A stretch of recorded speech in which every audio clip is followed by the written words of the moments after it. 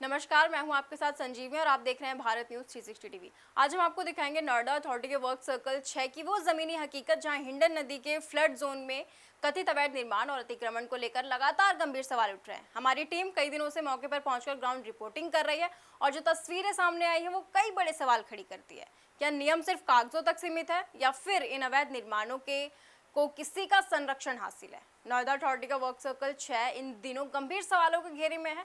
हिंडन नदी के flood zone में कथित अवैध निर्माण और अतिक्रमण को लेकर भारत न्यूज 360 टीवी लगातार ग्राउंड रिपोर्टिंग कर रहा है।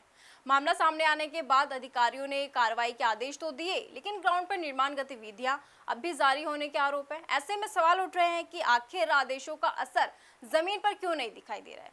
क्या जिम्मेदार अधिकारियों और कर्मचारियों की जवाबदेही भी तय होगी? और आखिर किसके संरक्षण में ये कथित खेल चल रहा है? इन तमाम सवालों के जवाब जानने के लिए चलते हैं सीधे हमारी संवाददाता अनन्या ठाकुर के पास। जी अनन्या, आखिर ग्राउंड पर क्या स्थिति है और आपकी पड़ताल में अब तक क्या सामने आया? जी संजीवनी, बहुत बहुत धन्यवाद आपका। जैसे कि मैं सबसे पहले आपको बता दूं, जब मैंने 3 दिन पहले इस पे रिपोर्टिंग की थी और इसका जो संज्ञान है हर एक अधिकारी तक, जो इसमें कहीं ना कहीं जिनकी जिम्मेदारी बनती है उन तक ये बात भी पहुंचाई थी कि आपकी जो वर्क सर्कल 6 है, तो इस पे एक तो बड़ा कंफ्यूजिंग मामला आ रहा है कि इस पे जो वर्क सर्कल 5 और 6 में कंफ्यूजिंग है, और जबकि इसका पता हर किसी को है कि ये जैसे हम पतला फ्लाईओवर से टूवर्ड्स गौर चौक की तरफ जाते हैं तो आप लेफ्ट हैंड साइड में देखेंगे तो पूरा एक तरीके से आप देखिएगा जो फ्लड जोन का एरिया है पूरा बसा दिया गया है। और इस पे जैसे संजीवनी मैं बता दूं कि ये कोई आज का ये बसा बसाया क्षेत्र नहीं है। इस पे 2 साल पहले भी एक बार बहुत बड़े लेवल पे जब हमने इस पे खबर चलाई थी, तो इस पे कार्रवाई की खबरें भी सामने आ रही थी। जो इसके पहले जो सीईओ थे लोकेश एम, उन्होंने आश्वासन भी दिया था, क्योंकि उस टाइम पे चुनावी साल चल रहा था, तो इसमें उन्होंने बोला था कि हम कार्रवाई करेंगे। और उन्होंने जो आप देखेंगे कि रोड के बगल का जो एरिया था उन्होंने खुदाई करके उसको खाली भी करवाया था, और वहां पे एक टिम्बर मार्केट भी है जिसको उन्होंने प्रॉपर एक एक करके उसका फर्नीचर तक तुड़वाया था, यानी कि पूरी तरीके से उसको खाली करवा दिया था। लेकिन आज के जो मौजूदा हालात है संजीवनी, तो उस पे कार्रवाई के आश्वासन तो दिए गए हैं अधिकारियों द्वारा, जो इसके अधिकारी हैं एसएम वगैरह, उन्होंने इस पे कार्रवाई के आश्वासन दिए हैं। और इसके एसीओ से जब मेरी बात हुई उन्होंने भी इस पे आश्वासन दिया है। लेकिन वही है ना संजीवनी की, आप देखते हैं कि नोएडा अथॉरिटी में हमेशा का जो लीपापोती वाला जो इनका रवैया रहता है कि कार्रवाई का जब टाइम आता है तो ये कहते हैं पहले आप पहले आप, लेकिन जब वाहवाही लूटने का टाइम होता है, जब कोई इनको सम्मानित करता है तो पहले हम की होड़ में ये दौड़ पड़ते हैं, सभी अधिकारी हो या कर्मचारी हो। लेकिन यहाँ पे क्योंकि जिम्मेदारी लेना है तो इनका एक बड़ा अच्छा इन्होंने एक इस पे बताया है कि इस पे जो कार्रवाई होगी वो इरिगेशन डिपार्टमेंट और आपका भूलेख विभाग और डीएम कार्यालय के उस पे समन्वय के साथ में होगी। तो समन्वय का मतलब है कि उनसे आप बातचीत करोगे, कोऑर्डिनेशन करोगे संजीवनी, उसके बाद फिर आप कार्रवाई करोगे। लेकिन जो कार्रवाई करनी है इसमें वर्क सर्कल 6 को करनी है, जो इसमें कंफ्यूजन का कोई मामला ही नहीं है। जो ये लोग कंफ्यूजन का गेम खेल रहे हैं कि हम कार्रवाई करेंगे, हम दिखवाते हैं क्या चल रहा है। तो आज के अगर मैं मौजूदा हालात बताऊं आपको संजीवनी, तो ऐसे हालात है कि जब मैंने वहां पे ग्राउंड रिपोर्टिंग की तो मेरे सामने ही वहां पे डंपर आ रहे थे और उस पर कंक्रीट, ईंटा, सीमेंट, मोरम मेरे सामने ही उड़ेली जा रही थी। तो अब ये सोचिए कि किस प्रकार का वहां का अभी का जो रवैया है। जी ठीक है अनन्या, हम साथ ही आपसे ये भी जानना चाहेंगे कि क्या इन कथित अवैध निर्माणों के खिलाफ पहले भी शिकायतें या फिर कार्रवाई हुई थी, और अगर हुई तो फिर आज भी निर्माण कैसे जारी दिखाई दे रहा है? जी, बहुत अच्छा क्वेश्चन है संजीवनी आपका। जैसे कि मैंने आपको बताया कि 2 साल पहले इस पे बड़े लेवल पे कार्रवाई होनी थी और आश्वासन भी दिया गया था। बहुत बड़े लेवल पे उस टाइम पे ये सवाल उठाया गया था कि किस प्रकार ये जो निर्माण चल रहा है किसके संरक्षण में चल रहा है।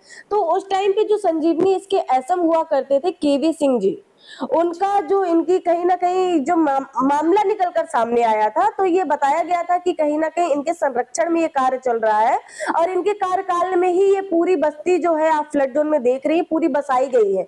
तो इस वजह से वो जिस विभाग से आए थे उसी विभाग में उनको वापस भेज दिया गया था। और ये माना गया था कि हाँ, ये अवैध निर्माण पूरी तरीके से अवैध तरीके से चल रहा है। और चूंकि ये उस टाइम पे बहुत सारी चीजें, बहुत हेडल्स आ रही थी, तो सिर्फ खुदाई करके छोड़ दिया गया था ताकि लोग और निर्माण ना कर सके। जितना निर्माण था उतना रोक दिया गया था और जो वहां पे मार्केट थी उसको तोड़ दिया गया था। बाकी नए निर्माणों पर पूरी तरीके से रोक लगा दी गई थी। और जैसे अभी आज का मैं अगर बता दूं तो इस पे संजीवनी, वहां पे जब मैंने ग्राउंड रिपोर्टिंग की, वहां पे आसपास लोगों से बात की, तो आप बिलीव नहीं करेंगी वहां का जो रेट चल रहा है 1 लाख रुपए पर गज का। वहां पे आप भी करेंटली रेट चल रहा है रोड के सामने का। और 2-2, 3-3 मंजिला वहां पे मकान धड़ल्ले से बनते जा रहे हैं। और जैसे वहां के लोग आरोप लगा रहे हैं, और लोगों का कहना भी है कि यहाँ पे जिस दिन हम यहाँ पे नींव जैसे ही खुदती है, पहली ईंट डलती है, तो अथॉरिटी का जो विभाग इसके लिए जिम्मेदार होता है, उसका एक कर्मचारी यहाँ पे बैठ जाता है आके, और पर लेंटर का रेट भी फिक्स होता है कि यानी अगर आप 1 लेंटर डलेगा तो उसका एक रेट फिक्स है। जितना आप बढ़ाते जाएंगे उसके अकॉर्डिंग आपका रेट बढ़ता जाएगा। तो संलिप्तता और भ्रष्टाचार तो इस लेवल का बढ़ चुका है संजीवनी की, आप देखिए सीधे तौर पर लोग कैमरे पे आके इसके लिए बोलने के लिए तैयार है। लेकिन चूंकि बात ये भी है कि कहीं ना कहीं उन्होंने भी उसी में घर ले रखा है रोड का। आप देखिए ना, बगल से वहां पे गौर सिटी है जहां पे लोग करोड़ों लगाकर वहां पे 2-2, 3-3 करोड़ का मकान ले रहे हैं। और वहीं बगल से आप देख लीजिए कि जमीन भी अपनी, छत भी अपनी, घर भी अपना। चूंकि कार्रवाई तो करेंगे नहीं, क्योंकि अधिकारी पहले तो कहते हैं कि हम कार्रवाई करेंगे, जिस दिन नींव खुदती है उस दिन इनके अधिकारी रेट फिक्स करने पहुंच जाते हैं, और जब बन के तैयार हो जाता है तो कहते हैं जी हम तो कार्रवाई नहीं कर पा रहे क्योंकि हमारे पास फोर्स नहीं है, लोग इकट्ठा हो जा रहे हैं, लोगों में आक्रोश देखने को मिल रहा है।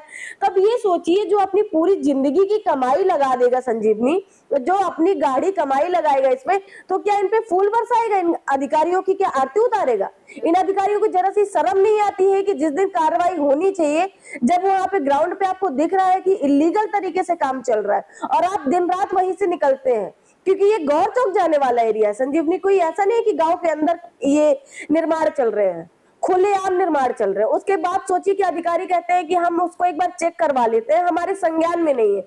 और ये जो पार्ट है ना, यहाँ से इरिगेशन विभाग के भी कर्मचारी निकलते हैं। यहाँ पे आप अगर मजिस्ट्रेट की बात करें तो इनका भी आना जाना लगा रहता है, क्योंकि बगल से 121 होके निकलना होता है। तो इसको सारे विभागों की जानकारी है। और यहाँ तो बड़ा एक और भी चौंकाने वाली जो चीज मैंने वहां पे देखी कि बड़े बड़े होटल्स चल रहे हैं, कैफेज चल रहे हैं, और स्कूल भी चल रहा है। सोचिए, स्कूल जिसको मान्यता किसने दी होगी? जब जमीन ही वैध नहीं है तो आखिरकार स्कूल संचालन को, स्कूल प्रबंधन को अथॉरिटी किसने दी चलाने के लिए? तो और बगल में वहां पे ठेके भी चल रहे हैं। सोचिए, वहां जो ठेके चल रहे हैं संजीवनी, उसकी वजह से अगर आप शाम को वहां से निकलेंगे 7 बजे के बाद, तो आप निकल नहीं सकते, आप पैर नहीं रख सकते हैं।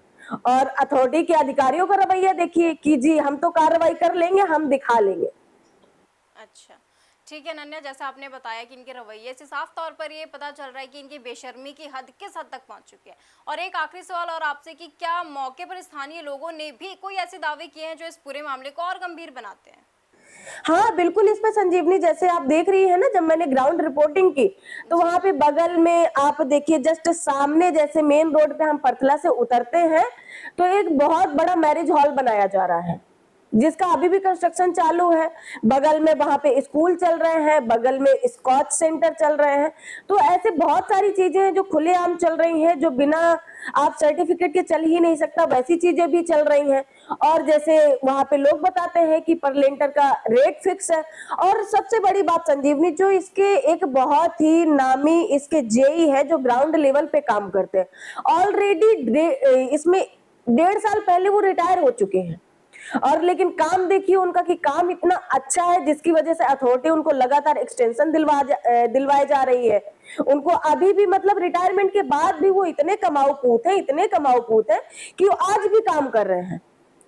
ML रावत आपने पहले भी नाम सुना होगा कि पहले कई बार उनका नाम आया है सामने, कई बार उनकी ऐसे ही गतिविधियों में संलिप्तता निकल के सामने आई है, कई बार उनका नाम सुनने में आया। लेकिन कार्रवाई देखिए, कार्रवाई के नाम पे कुछ भी नहीं होता है। कार्रवाई आज भी वैसी ही की वैसी है, जीरो लेवल पे।